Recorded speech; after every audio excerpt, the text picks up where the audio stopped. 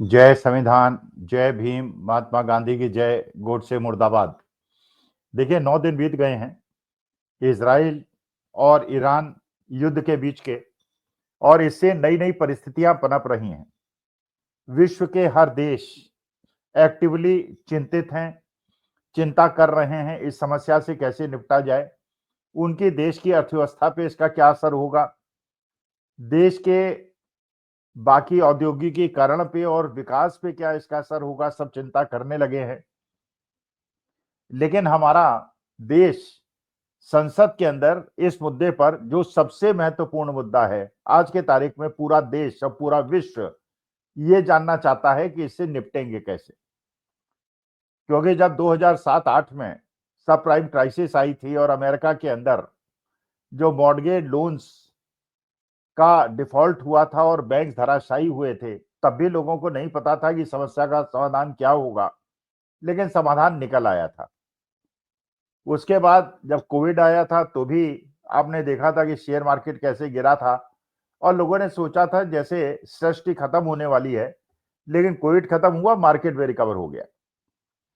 उसके बाद रूस और यूक्रेन का युद्ध हुआ, पूरी देश की भौगोलिक स्थिति बदल गई। ये जो यूरोप थे, जो नेटो के देश थे और जो यूक्रेन के साथ खड़े हुए थे, उनके साथ मुश्किल ये थी कि उन्हें तेल और गैस पे बहुत ज्यादा निर्भर करना पड़ता था रूस के ऊपर।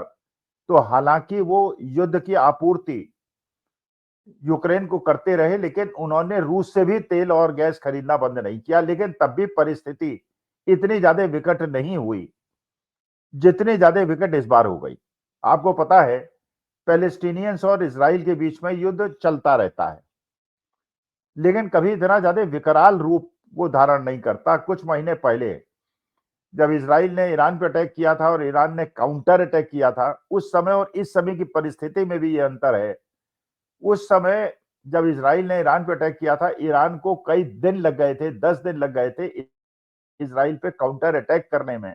लेकिन इस बार ईरान ने अपने ऊपर हुए अटैक का बदला 1 घंटे में लेना शुरू कर दिया, क्योंकि उन्होंने अपनी रणनीतिक जो दिशा थी उसको डिसाइड कर लिया था। पूरी तरह से युद्ध के माहौल को डिसेंट्रलाइज कर दिया गया था, और जो उनकी लोकलाइज्ड यूनिट्स है उनको ये निर्देश दे दिया गया था कि आपको सेंट्रल कमांड से कोई मार्ग निर्देशन की आवश्यकता नहीं है, जो भी सैटेलाइट्स है उनको छोड़ना शुरू कर दो। सैटेलाइट्स का जो मिसाइल्स का जो जखीरा उन्होंने तैयार कर लिया था, और अभी तो वो कह रहे हैं जो मिसाइल्स हमारी बाहर रखी थी सब ग्रेडेड कम ग्रेड वाली, उनको हमने यूज किया है। अभी तो अंडरग्राउंड मिसाइल्स का जो जखीरा हमारे पास है उसको यूज करेंगे, तो उसके बाद क्या तबाही मचेगी ये विश्व देखेगा। तो पूरा विश्व चिंतित है, केवल भारत को छोड़ के। भारत में हमारे देश के प्रधानमंत्री संसद के अंदर जब विपक्षी नेता ये मांग करते हैं कि दूसरे मुद्दों को छोड़कर इस अंतरराष्ट्रीय मुद्दे पर डिस्कशन किया जाए, तो डिस्कशन तो माना ही नहीं जाता। वहां पे विदेश मंत्री आते हैं, लिखा लिखाया एक बयान पढ़ के सुला देते हैं, और उसके बाद उस पर कोई चर्चा भी नहीं होती। तो भारत तो हमारा महान देश है, विश्व गुरु हमारे देश के माननीय प्रधानमंत्री हैं। पूरा विश्व चिंतित है, लेकिन हम चिंतित नहीं है। और अगर ये लड़ाई लंबी खिंच गई तो इसका हमारे देश के अंदर, उस देश के अंदर, हमारी भारत माता पे जहां 85% तेल का आयात होता है, देश के अंदर उत्पादन नहीं होता। गैस का उत्पादन हमारे यहाँ उतना ज्यादा नहीं है, वो भी इंपोर्ट होता है, ज्यादातर गल्फ कंट्री से होता है।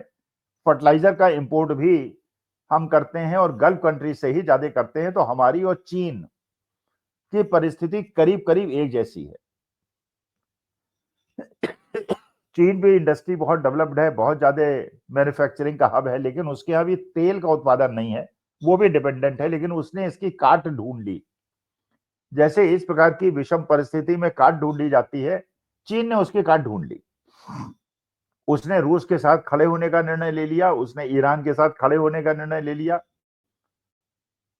तो क्योंकि ईरान भी तेल का बहुत बड़ा अकूत भंडार है और रूस भी तेल का बहुत बड़ा भंडार है, और चीन को तेल की आवश्यकता है, ईरान ने उसको छूट दे दी कि स्टेट ऑफ हार्मोज से जो शिप जाएंगे, तेल के टैंकर्स जाएंगे, शिप जाएंगे, वो चीन के लिए अनुमन्य होंगे, चीन ले जाए। क्योंकि जितने भी गल्फ कंट्रीज से तेल आता है वो ज्यादातर उसी स्टेट ऑफ हॉर्मुज से आता है।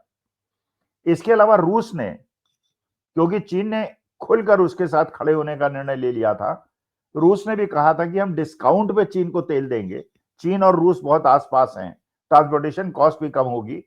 और जिस प्रकार से अमेरिका ने दादागिरी करके रूस, चीन और ईरान को घेरने का प्रयास किया है, चीन और रूस ने आपसी सामंजस्य से उस समस्या का समाधान ढूंढ लिया है।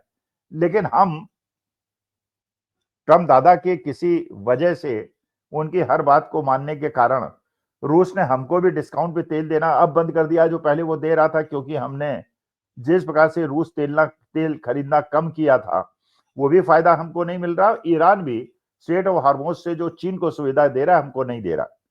लेकिन अब जो एक नई स्थिति डेवलप हो रही है, उसकी कैसे काट निकलेगी? अगर संसद के अंदर ये डिस्कशन होता, लंबा डिस्कशन होता, वहां विदेश मंत्री, विदेश मामलों के जो विशेषज्ञ हैं, चाहे सत्ता पक्षी हों या विपक्ष के हों, डिस्कस करते, देश की जनता सुनती कि इनका समाधान क्या है। क्योंकि हालांकि विदेश मंत्री ने एक लिखा लिखाया प्रपत्र पढ़ के वहां सुना दिया, लेकिन देश के अलग अलग कोने से सोशल मीडिया के अनुसार कमर्शियल एलपीजी सिलेंडर्स की भी कमी हो गई है। एलपीजी सिलेंडर्स के आप जानते ही दाम बढ़ गए हैं।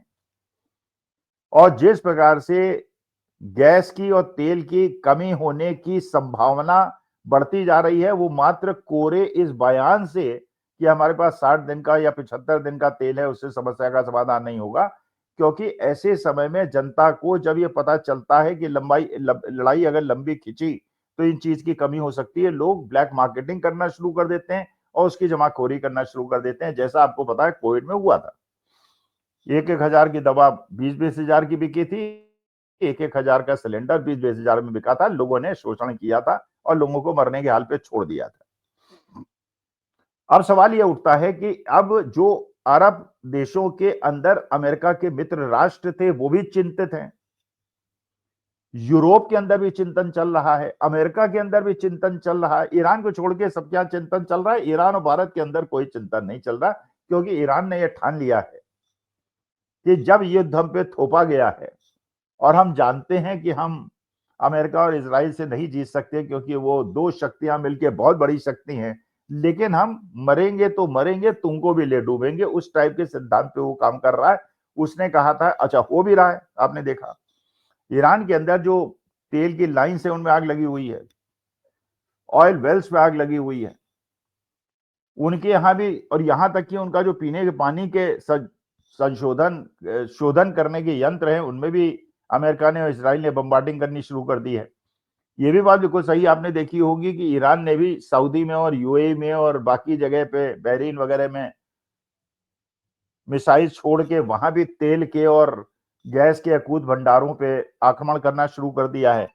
तो उसकी वजह से वहां पे जो परिस्थिति बन रही है, वो उसकी वजह से अरब कंट्रीज भी घबराए हुए हैं। हालांकि स्टेटमेंट दे दिया, हालांकि स्टेटमेंट ईरान ने दे दिया कि हमने गलती की थी कि अरब कंट्रीज के ऊपर हमने अटैक किया था और हम ये अटैक नहीं करेंगे।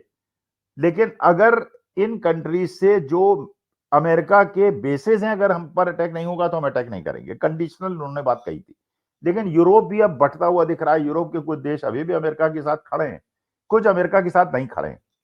अब इसमें एक मैं परिस्थिति ऐसी देख रहा हूं कि देश के लिए बहुत बड़ी समस्या न क्रिएट हो जाए, क्योंकि अरब कंट्रीज के अंदर जो एयर बेसेस अमेरिका के हैं, अगर वहां पे उसको सहयोग नहीं मिला तो वो पाकिस्तान या हिंदुस्तान में से किसी एक देश पे अपना ध्यान केंद्रित करने का प्रयास करेगा और पाकिस्तान या भारत से कहेगा कि अपने कंट्री के अंदर, अपने देश के अंदर हमको एयर बेसेस स्थापित करने दो।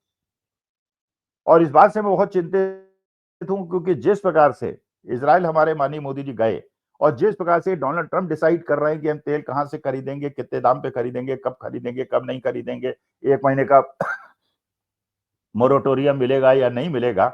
अगर दबाव में आके हमारे देश के अंदर एयरबेस अमेरिका को बनाने की अनुमति मिल गई तो उसके बहुत दूरगामी प्रतिकूल प्रभाव पड़ने की संभावना है, क्योंकि ईरान ने कहा है कि जिस देश से भी मिसाइल्स हमारी तरफ आएंगी, हमारे मिसाइल्स उनको भी अटैक करना शुरू कर देंगे। तो मैं तो चाहता था कि संसद के अंदर इस पर डिस्कशन हो, अपोजिशन और सत्ता पक्ष बोले, माननीय मोदी जी संसद के अंदर आए, लेकिन माननीय मोदी जी संसद के अंदर नहीं आए। अगर वो संसद के अंदर आते और दिशा निर्देश मिलती और देश की जनता देखती कि क्या प्लान ऑफ एक्शन हमारा है, अलग अलग, अगर जैसे हम मैनेजमेंट में हम कहते हैं सिनेरियो एनालिसिस, ये सिनेरियो होगा तो हमारा ये स्टैंड होगा, ये सिनेरियो होगा तो ये स्टैंड होगा, ये सिनेरियो होगा तो ये स्टैंड होगा, हम प्लान बी सी डी बना के रखते हैं, क्योंकि जरूरी नहीं जो हम सोच रहे हैं स्थिति उसी प्रकार की हो। लेकिन जिस प्रकार से अरब कंट्रीज को ईरान पीट रहा है, जिस तरह से ईरान को इजराइल और अमेरिका पीट रहा है, और जिस तरह से यूरोप के अंदर कंफ्यूजन की स्थिति है, कहीं उसमें दबाव में आके अमेरिका भारत के अंदर और मोदी जी दबाव में आके अपने कंट्री के अंदर एयर बेसिस बनाने की अनुमति न दे दें, जिसका एक बड़ा दुष्प्रभाव कि हम भी युद्ध के खेल में शामिल हो जाएं और हमारे देश की जनता, क्योंकि आप जानते हैं हमारे देश में बाकी सीमावर्ती इलाकों का मुझे नहीं पता, लेकिन जहां हम रहते हैं देश के अंदरूनी भाग में रहते हैं, हमारे यहाँ तो बंकर्स की भी स्थिति नहीं है, जबकि विश्व के अंदर बहुत सारे ऐसे देश हैं कि जितनी उनकी पॉपुलेशन है उससे ज्यादा बंकर्स उनके लिए बने हुए हैं, जो 5 स्टार बंकर्स हैं जहां लोग युद्ध की स्थिति में पनाह ले सकते हैं। हमारे यहाँ तो अपने शहरों में हो सकता है प्रधानमंत्री मुख्यमंत्रियों के लिए बंकर्स बने हों, लेकिन हम लोगों के लिए तो नहीं बने हैं। तो हम युद्ध के लिए कितने तैयार हैं? तो कहीं मेरा मोदी जी से केवल निवेदन यह है, जयशंकर साहब से निवेदन यह है, बाकी चीजों को छोड़ दीजिए, कहाँ फाइल में नाम आ रहा है, कहाँ क्या आ रहा है, किस वजह से दबाव पड़ रहा है, किस वजह से हमें बहुत चीजें माननी पड़ी हैं, लेकिन कृपा करके ये बात मत मानिएगा कि भारत के अंदर एयर बेसिस अमेरिका को बनाने की अनुमति मिल जाए, जिससे इस युद्ध में हम शामिल हो जाएं, जो हमारे देश के लिए बहुत ज्यादा अहितकारी होगा। अभी सोचना इस बात पे है कि गैस की, फर्टिलाइजर की और तेल की जो कमी होने की संभावना है, अगर ये लड़ाई लंबी चल गई तो उसका समाधान हम कैसे निकालेंगे। नमस्कार, धन्यवाद और प्रणाम।